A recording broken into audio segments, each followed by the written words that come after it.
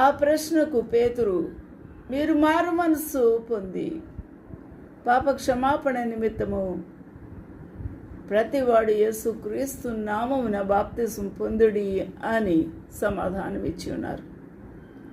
అప్పుడు మీరు పరిశుద్ధాత్మను వరము పొందుదురు.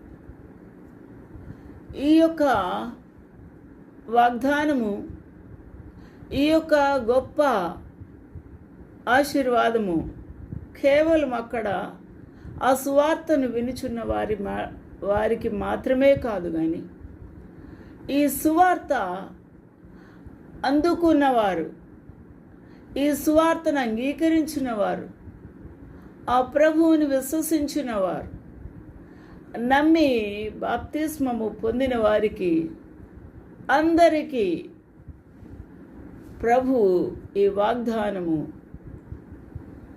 వారందరికీ చెందులాగున ఈ గొప్ప వాగ్దానము ఇస్తూ ఉన్నాడు. అప్పుడు మీరు పరిశుద్ధాత్మ అనువారము పొందుదురు. పరిశుద్ధాత్మ అనువారము ఈ వాగ్దానం మీకు, ఎక్కడ వినుచున్నా మీకు మరియు మీ పిల్లలకును, దూరస్తులు ఆయా దేశాల్లో చెదిరిపోయిన వారందరికీ కూడా, ఆయా దేశస్థల్లో భూదిగంతాల్లో నివసిస్తున్న వారందరికీ, అనగా మన ప్రభువు మన దేవుడు తన యొద్దకు పిలిచిన వారు,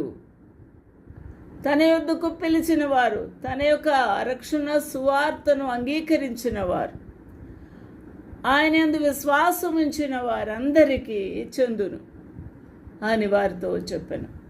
for the promise is unto you and to your children and to all that are afar off, even as many as the Lord our God shall call.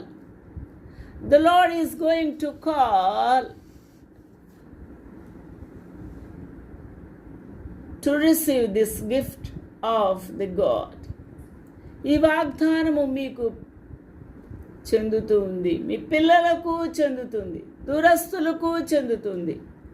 ప్రభు అయిన యేసు నద్దకు పిలిచిన వారికి అందరికీ చెందుతుంది అని గొప్ప శక్తితో ఈ యొక్క వాక్యమును ప్రకటించుచూ ఉన్నాడు.